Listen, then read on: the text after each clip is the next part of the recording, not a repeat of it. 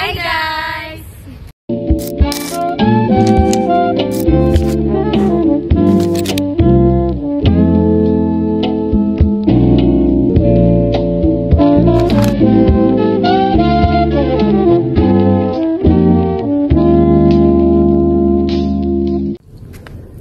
Ngayon, sasamahan niyo kami sa isang paglalakbay sa kasaysayan at sining habang tinutuklas natin kung paano ginamit ni Dr. Jose Rizal ang sining bilang sandata para sa pagbabago.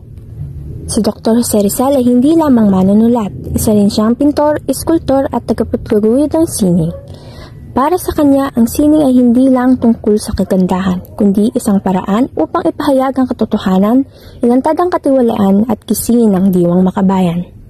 Isa rin sa pinakatanyag ng mga pintura rito ang Spolyarium ni Juan Luna. Ang obrang ito ay sumisimbolo sa pang-aapi sa mga Pilipino noong pananakop ng mga Espanyol, isang tema na labis nagmarka sa puso ni Rizal. Hindi ito basta-bastang pinta lamang. Ito ay isang refleksyon ng pagdurusa ng mga Pilipino sa ilalim ng Espanya. Sinabi mismo ni Rizal na ito ay nagpapakita ng ating pang-aapi. Sa pamagitan nito, ang sining ay naging tinig ng bayan. Ang sining ni Rizal ay nasa kanyang panunulat. Ang Noli Me Tangere at El Filibusterismo ay hindi lamang mga nobela. Ito ay ang obrang sining na naglalarawan ng katiwalaan, mga api at ang pangangailangan para sa reforma. Napakalakas ng mga aklat na ito, kaya't pinagbawal ito ng mga Espanyol. Ngunit tulad ng mga pintura, ang mga salita ay may kakayahang magpasiklab ng revolusyon. Ang museo ay naglalaman ng iba't ibang mga pintura at eskultura na naglalarawan sa buhay at pagkabayani ni Rizal. Ang mga obrang ito ay nagsisilbing pagpapatibay ng kanyang ambag sa ating kalayaan magpakailanman. Alam niyo bang mahusay ding eskultor at pintor si Rizal? Ang kanyang eskultura tulad ng The Triumph of Science Over Death ay nagpapakita ng kanyang paniniwala na ang edukasyon at kaalaman ang susi sa kalayaan. Bawat guhit, bawat ukit ay may mas malalim na kahulugan tulad ng kanyang mga nobela.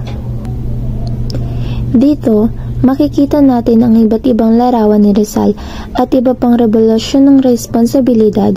Ang mga obrang ito ay nagpapakita sa atin ng kanyang katapangan at pagmamahal sa bayan.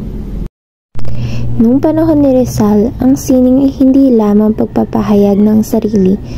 Ito ay isang anyo ng paglaban kung paano ginamit nila Luna at Hidalgo ang kanilang mga obra upang ipakita ang kalagayan ng bayan. Ganon din ginamit ni Rizal ang kanyang panulat, guhit at eskultura upang magbigay inspirasyon sa revolusyon, hindi sa pamamagitan ng armas, kundi sa pamamagitan ng idea at sining. Narito tayo ngayon sa Fort Santiago, isa sa pinakamakasaysayang lugar sa Pilipinas. Dito ay kunulong si Dr. Jose Rizal bago siya bitayin noong December 30, 1896. Ang lugar na ito ay saksi sa kanyang huling mga araw at dito rin niya isinulat ang kanyang obra maestra na Mi Ultimo Adios. Ang mga yapak ni Rizal dito sa Fort Santiago ay nagpapaalala sa atin ng kanyang paglalakbay patungo sa kamatayan.